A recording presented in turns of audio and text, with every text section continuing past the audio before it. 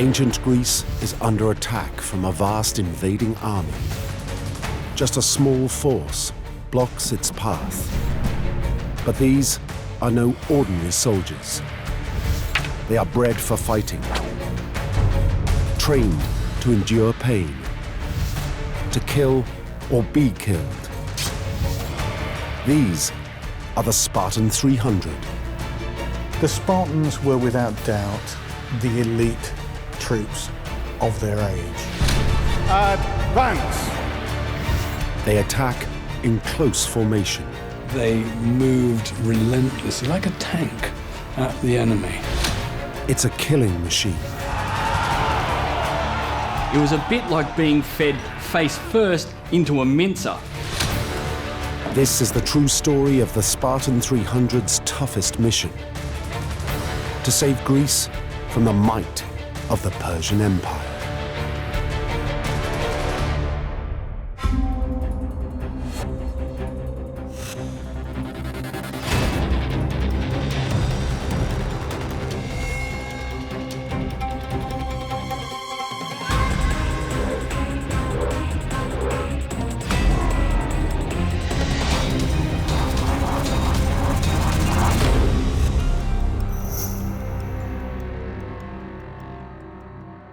For the motherland.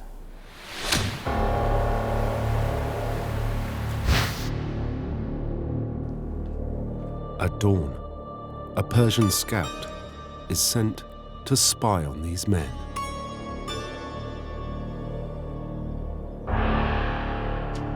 He finds them oiling their hair and combing it out.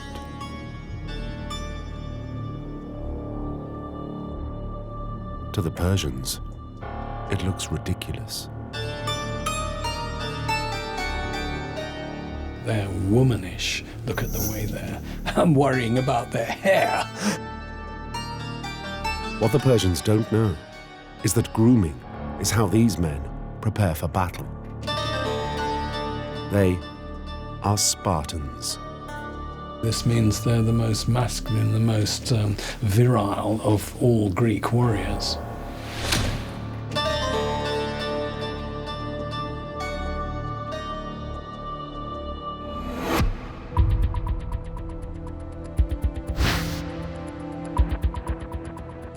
The spy brings news of these girlish soldiers to his emperor, Xerxes.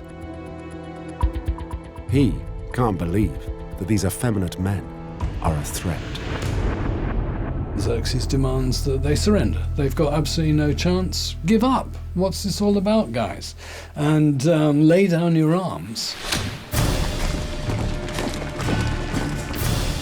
But that's the one thing Spartans never do. Spartan law dictated that a warrior on the battlefield had only two options. That was victory or death.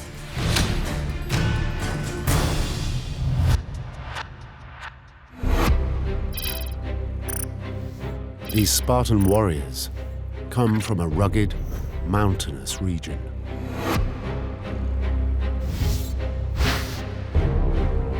Sparta is the only Greek state with a full-time professional army. They are on a permanent war footing. They were trained for war, the state was geared for war, and that's all the Spartans knew.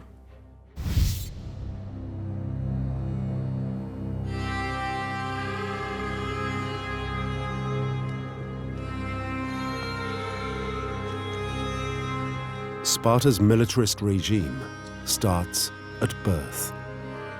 Every baby boy is handed over for a ruthless selection.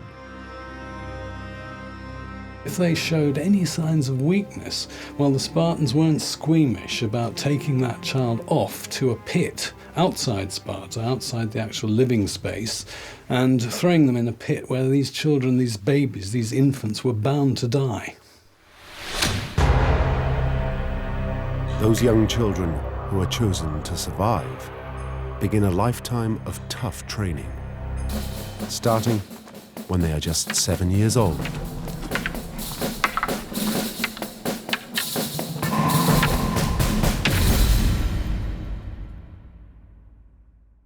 If two boys are fighting and one of them shows a sign of weakness, it wasn't the young boy who got punished for crying out and breaking the code, but it was his older mentor.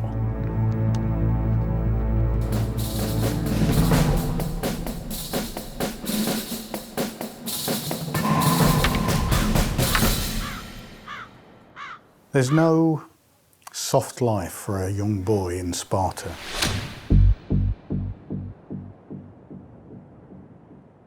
Whatever the weather, they go everywhere barefoot to harden their feet.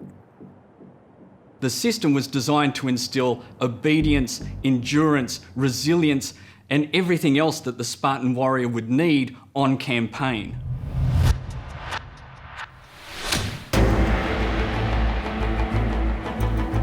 These Spartan qualities are very familiar to today's special forces. Ken Jones is a former soldier in Britain's elite SAS. Like the Spartan youths, he has been trained to push through the pain barrier.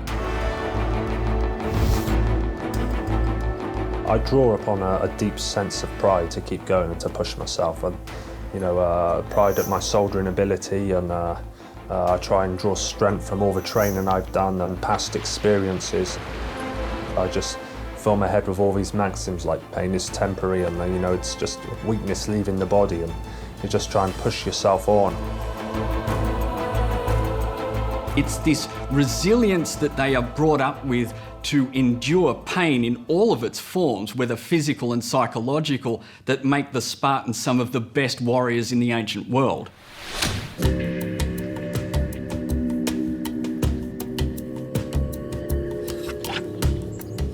Catching their own food is a core part of Spartan training. The boys have to become self-sufficient, relying on their survival skills. This self-reliance means that they're an army that can exist in the field where others would want to withdraw.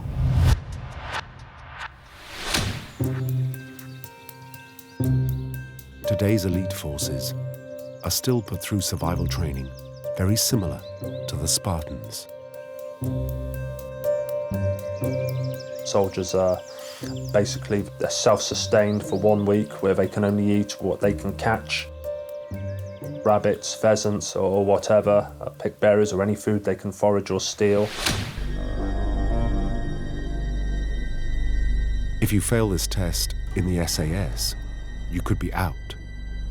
If a Spartan fails, he could starve to death.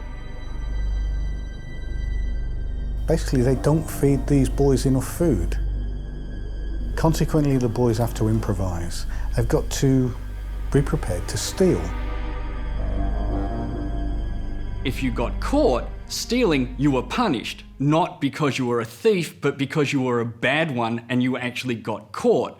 And this promoted the sort of scrounging abilities that were needed by the ancient warriors on campaign.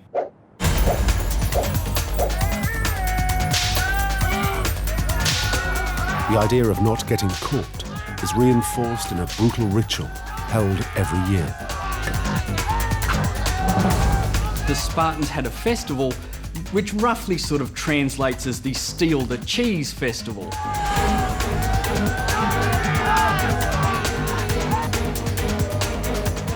Hungry young Spartans have to grab hunks of cheese laid out on rocks.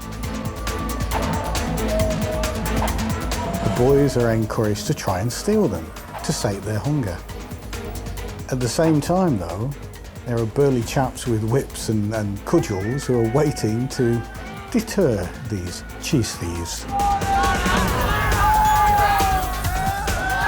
It teaches them stealth and skills of approach, skills which are going to serve them well when they're facing an enemy. The aim is to condition them for the brutality of battle.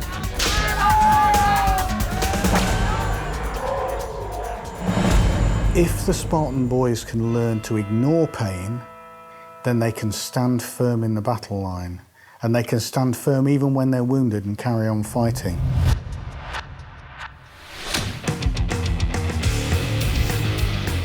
resilience, fighting through pain, without fear, supreme fitness. This is the stuff which marks out special forces through the ages. From the Spartans to the Navy SEALs, it's a direct line. When you come out of training as a SEAL, you're probably in the best shape of your life. You're really like a world-class athlete who's a warrior, first and foremost. The guys are extremely fit. Their mindset, their combat mindset, is unbreakable.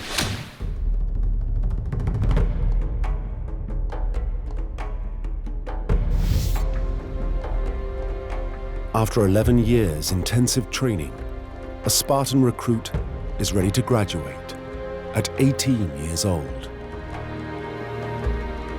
He is issued with the armor and trappings of a Spartan warrior. His most precious possession is the large, heavy shield. So important to Spartan soldiers, it is drilled into them before every battle.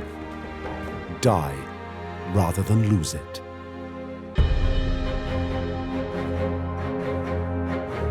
The mother says to the son, come back with this shield or on it. In other words, come back carrying your shield in victory or being carried on it dead.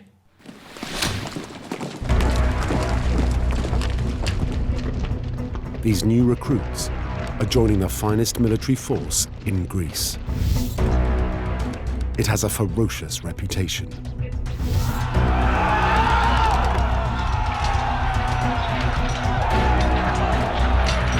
They were terrifying. Quite often armies would see them and melt away. Spartans marched to the fray very deliberately.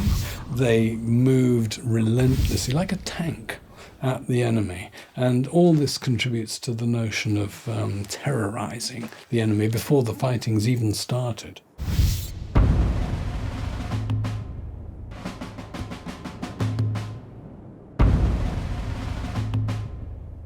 Joining the army is only the first stage.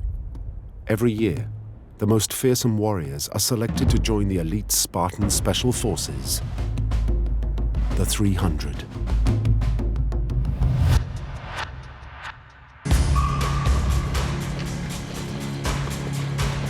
But even within this elite, there is a more select group, the best of the best, known as the Krypteia, or Secret Operations Force. These guys are the elite of the elite within the Spartan military system. Just as in the US Navy SEALs, SEAL Team 6 is the elite, tasked with the toughest missions. You know, some people say SEAL Team 6 are the best of the best. When it comes to close quarters battle, there's probably nobody better on the planet. All they do is close quarters battle.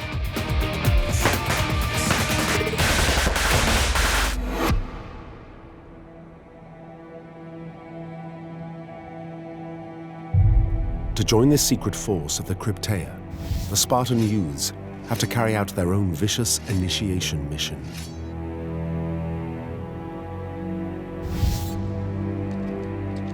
They are ordered to kill a member of the Spartans' servant class, the Helots, who do all the manual labor in Sparta. It's state-sanctioned murder. It basically allows the state to use the Helots almost as a training tool for the more elite members of the Spartan military.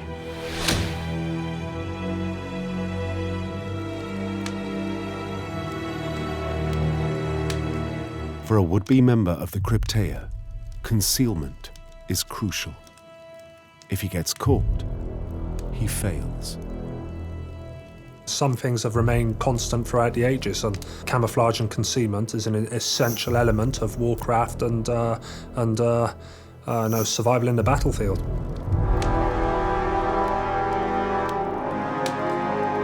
For the Krypteia, this is a rite of passage, designed to prove they can kill an enemy in cold blood.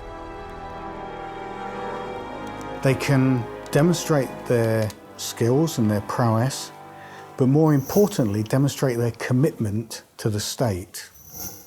Are they ready to take lives in the name of Sparta?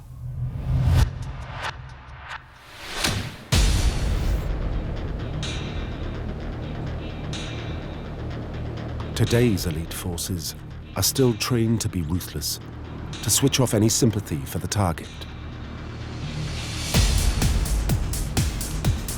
You detach any sort of human association with them. The fact that they've got a family and they're, a living, breathing person, you see it as a distinct target, and it becomes easier to objectify it and to kill it. But modern warriors have it easy. With a rifle or pistol, they can kill at arm's length.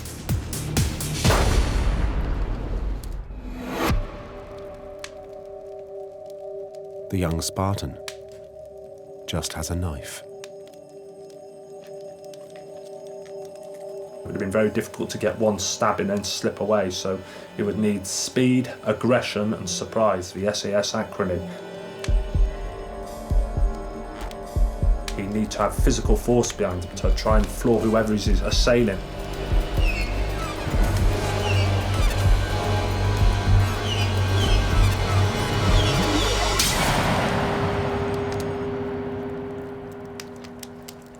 It would have been extremely aggressive, violent motion.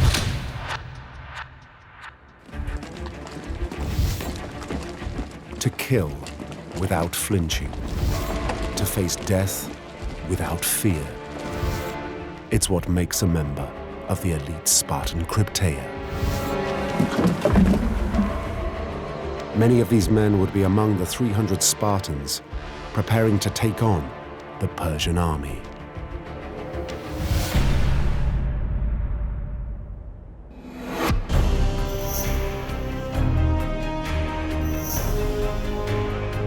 The massive force invading Greece is led by the Persian emperor himself. For Xerxes the Great, this is personal. Just 10 years before, his father's troops were humiliated by the Greeks. Now Xerxes wants revenge. There was a combined land and sea invasion of mainland Greece to actually subordinate the entire Greek peninsula, the mainland, and incorporate it as a new province of the Persian Empire.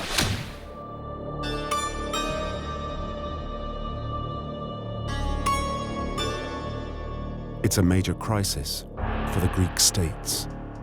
They don't have the troops in place to confront the Persians. The Greeks summon a council.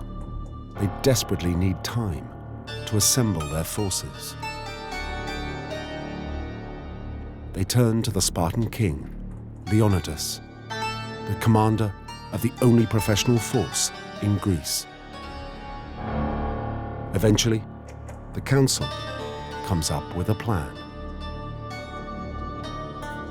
They decide to use the size of the Persian army against itself by keeping it in the field as long as possible. The massive Persian host would quickly run out of supplies and resources.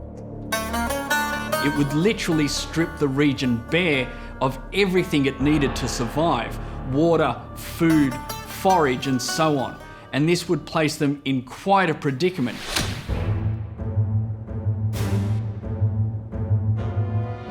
The key to Leonidas' plan is finding a location he can hold, somewhere the Persians can't bring the weight of their numbers to bear. The place he selects is a natural choke point between Mount Calidromon and the sea, known as Thermopylae, or Hot Gates, because of the thermal springs nearby. Here, the only road south narrows to a path just 20 meters wide along the beach. it's an ideal position to defend. It would funnel the Persian troops onto the Greek formation.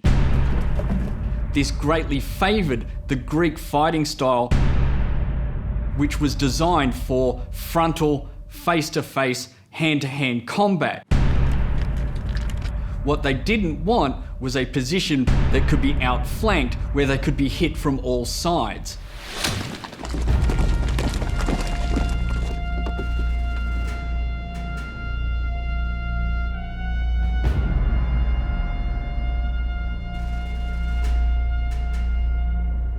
To carry out this vital mission, King Leonidas chooses to lead personally his elite force, the Spartan 300. Supporting his highly trained warriors is a reserve of several thousand Greeks. But it's the 300 Spartans who will hold the front line. And the key to their defense will be the Spartans' most feared fighting formation, known as the Phalanx, a defensive shield wall bristling with spears. This is a unit that can stand an awful lot of punishment being thrown at it, but also is a killing machine. It's a unit that can destroy enemy formations that it's sent against. Listen in. Modern officer cadets test out the Spartan tactics with weapons expert John Naylor. What gives a man the confidence to stand against the enemy, in the first place, is this thing. The large dished wooden shield. It protects 2/3 of the target area. So as a warrior, he's got the confidence to fight. Where the Spartans win is with their discipline. Together, they form a mobile wall of shields. The strength of the Phalanx lies in meshing together the force of individual warriors. Gentlemen, he's no longer a simple individual warrior. He's part of a fighting machine, a machine where all the cogs work in unison, where the men are not only protecting themselves, but they're protecting the men either side of them as well.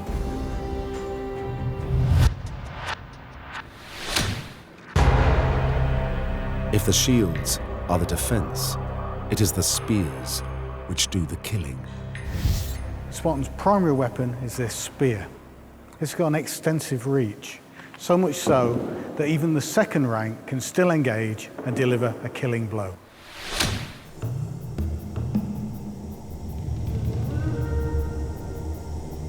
Under the heat of the August sun, in the narrowest part of the pass at Thermopylae, line after line of Spartans form up. Their phalanx is some 35 men wide and 8 or 9 deep. As they wait for the Persian attack, they will be feeling the same surge of emotion that today's soldiers feel before going into action.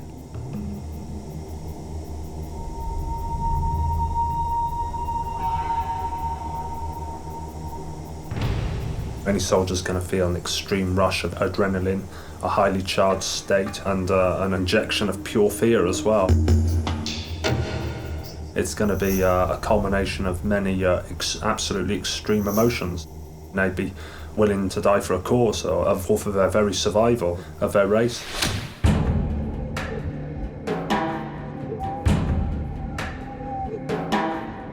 As the Persians approach, there is just time for King Leonidas to remind his men of their duty as Spartans. This again shows just how fit these Spartans are, that a king of 60 can still be out there leading his troops in the field.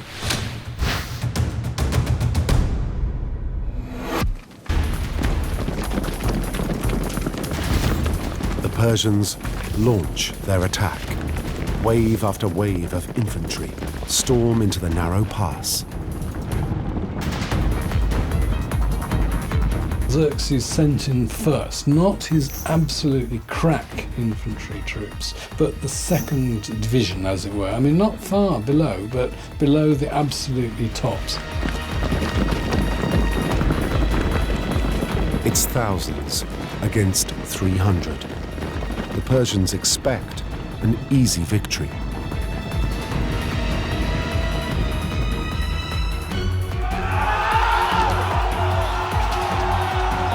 But the Spartans stand firm.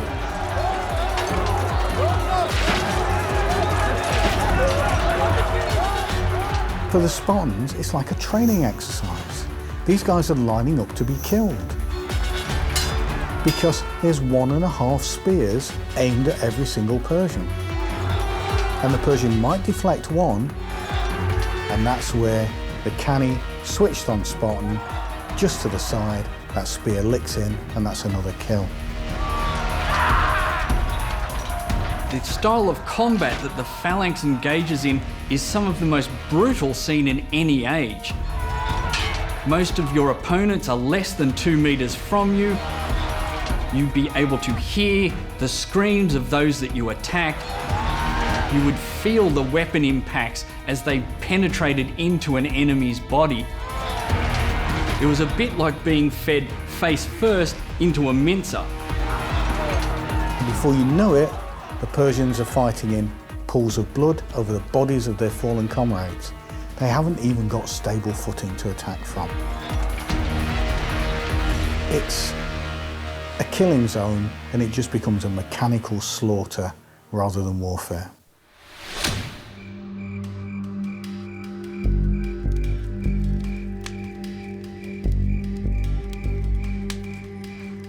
By the end of the first day, the Spartans have slaughtered thousands of Persians and sustained only minor losses themselves.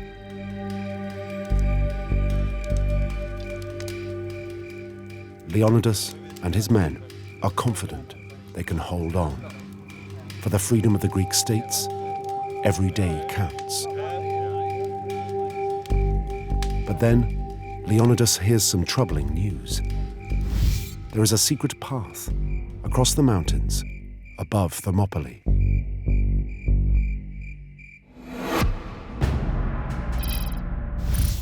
If the Persians find this track, they could sneak round the Spartan defensive line and attack them from behind. Leonidas needs his own men at the front, so he dispatches a reserve force of local Greeks. Leonidas sent a contingent of Greeks from the city of Phocis to hold the pass against the eventuality of the Persians coming around behind him. He was immediately replaced so that there was always 10,000 of them. Again, the odds are high, 10,000 against the Spartan 300. But the Immortals' reputation doesn't worry the Spartans. They welcome the new challenge. This was their chance to prove to the Greek world and the Persians exactly what the Spartans were capable of.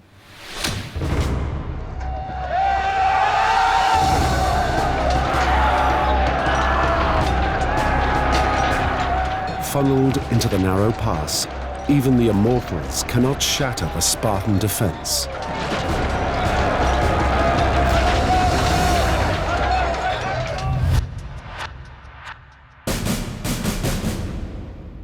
The majority of the Persian spears are less than 2 meters long, and they're lighter. When you're faced with the Spartan 2.5 meter long spear, you simply can't get by this wall of spear points.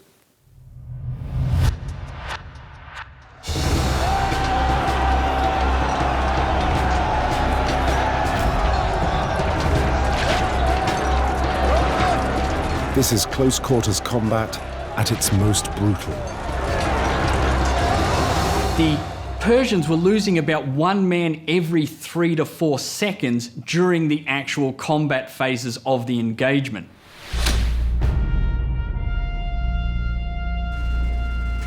But the battle takes its toll on the Spartans as well. Combat is always horrific. The pressures on the body are immense. Your mouth becomes dry. Your heart's thumping. The acids build up in your muscles. Most people can only fight for a few minutes at a time before they need to take a breather.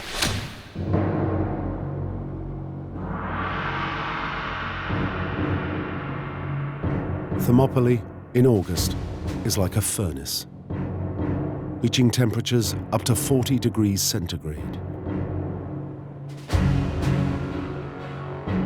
For the Spartans, it's a long, hot day of fighting, a test even for their stamina.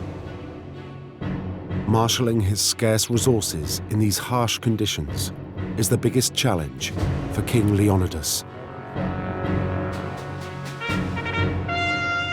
You have him as the overall leader of the Greek army, looking at which contingents come forward to fight, at which time, which ones go back to rest. He would also have overall command of logistics and everything else to do with the defence.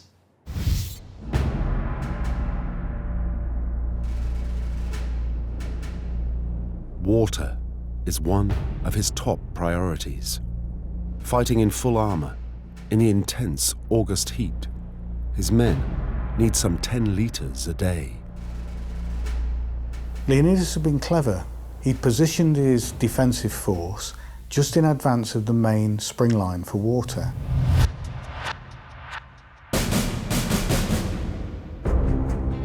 Prepare to advance. Advance!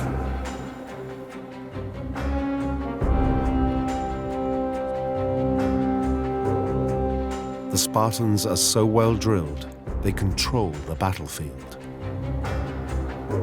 They can carry out highly disciplined maneuvers, like feigning a retreat. There is a large amount of bodies piling up in front of the Spartans. So what the Spartans do is they retreat back a small distance. Prepare to retire. Retire! This means that the Persians who are advancing have to climb over the piles of their own dead, disrupting their own formation, and then down onto a small, now level area of battlefield where the Spartans can engage them again in hand-to-hand fighting.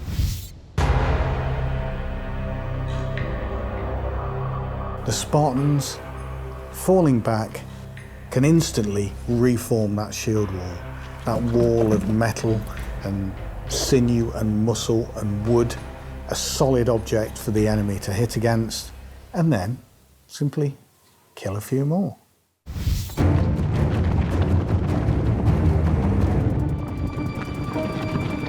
For the Immortals, it's a daunting sight as they head towards the front line. This is not the place where you're going to win, this is the place you're going to die. For the whole day, the two elite forces clash, neither prepared to give way.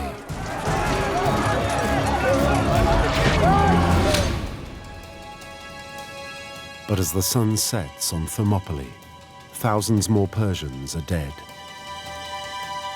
After 2 days of fighting, the Spartans still hold the pass. They just need to keep their discipline and their nerve. But that night, catastrophe strikes. Xerxes is approached by a local Greek who belongs to a people which has not joined the resistance. And as often in Greece, neighbours don't get on well.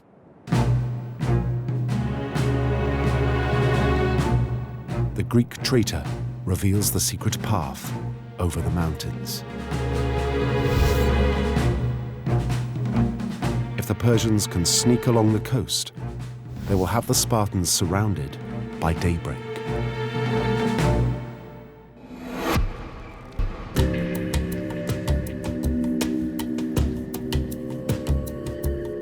That night, the Immortals begin their climb up to the ridge above the Spartan position. Night missions are almost unheard of in ancient warfare due to the amount of confusion that the darkness can cause, and this shows just how desperate Xerxes is getting to push these Greeks out of the Thermopylae Pass and how effective their holding strategy is actually working.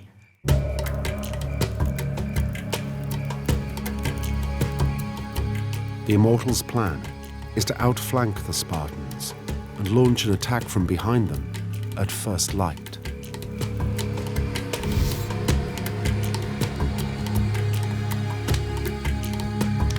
Leonidas thinks he has this route covered, but the Greeks he's placed up on the mountain are not Spartans. They are part-timers, no match for the Immortals. The Persians start to descend down behind the Greek position. Runners from the Greeks holding the path also race ahead to inform Leonidas and the rest of the Greeks that they are about to be encircled. This changes the entire mission. Leonidas received the worst possible news. He was about to be outflanked. His position would be engulfed.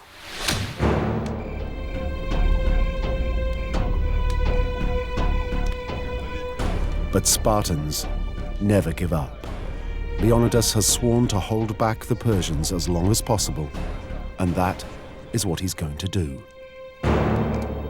On the one hand, he couldn't easily simply flee, because flight is not in the Spartans' military vocabulary. So he's got to stay, and he's got to make the most of the way in which he stays.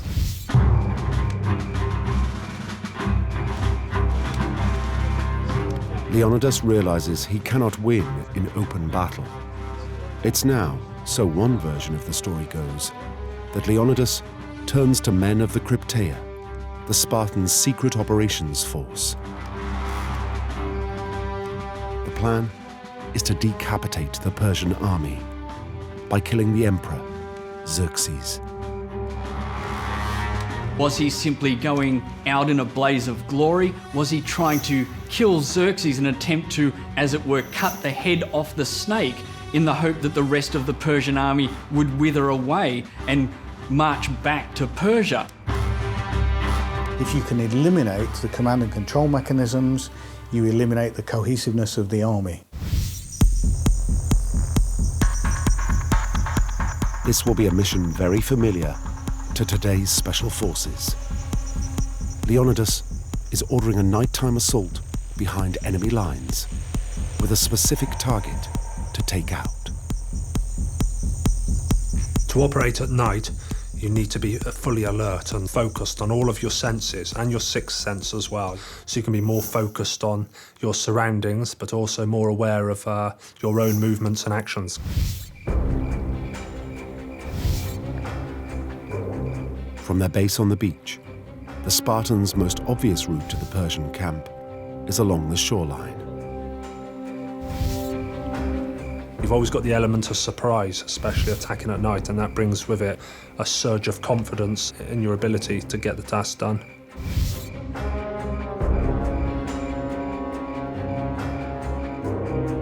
The first problem the Spartans face is how to infiltrate the outer lines of defense.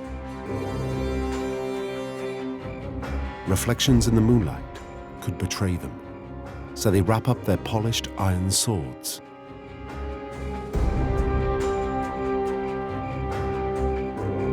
This form of combat is exactly what the Krypteia taught the young Spartans as they came up through their educational system.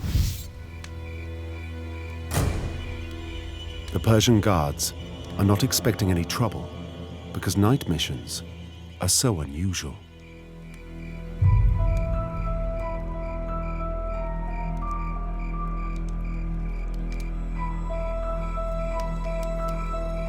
To carry out a nighttime raid on an enemy camp or a position, your adrenaline's absolutely surging.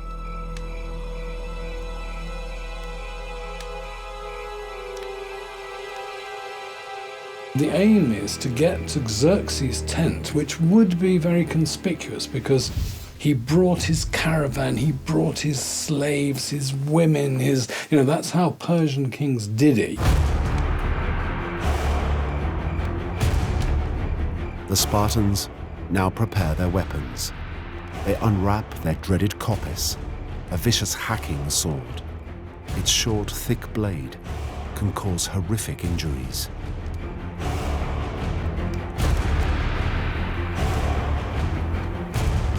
First, they have a sentry to take out. It has to be done with a different weapon. Silently, in classic Krypteia style, with a knife.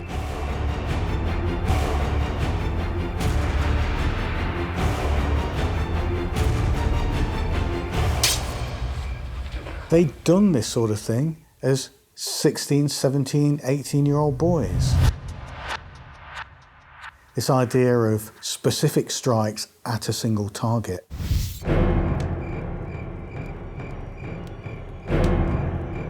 The Spartan night raiders now approach the main Persian camp. They have to find the heavily guarded emperor and kill him. They would be most likely using their swords to hack down any Persian that got in their way as they tried to reach Xerxes.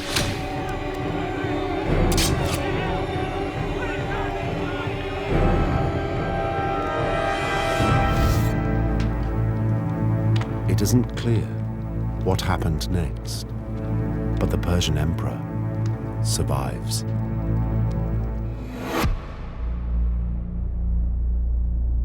When dawn breaks, all the remaining Spartans can do is make a final, heroic stand.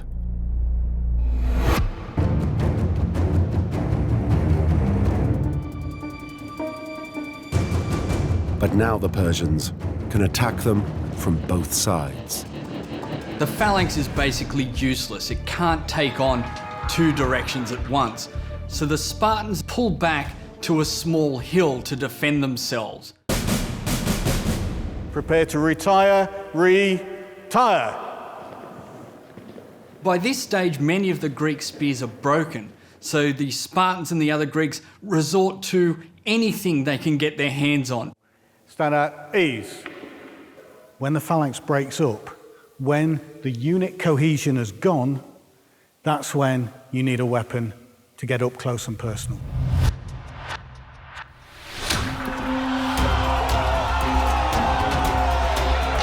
Fighting with their deadly short swords, even with broken spears, the Spartans won't give up.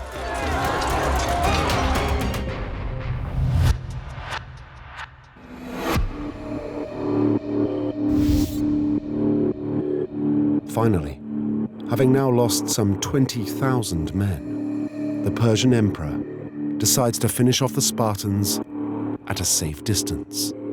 He calls in his archers.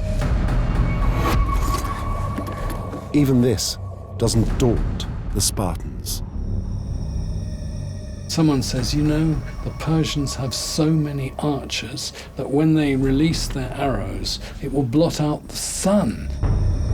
To which Diinakes, we're actually given the name of the Spartan, says, "Great, we'll have our battle in the shade."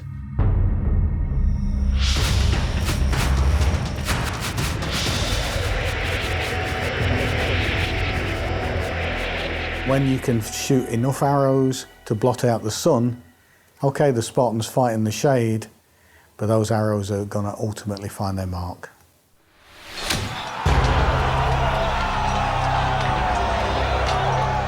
Staring death in the face, the Spartans fight on. Leonidas is fatally wounded. The last of the 300 fall around him.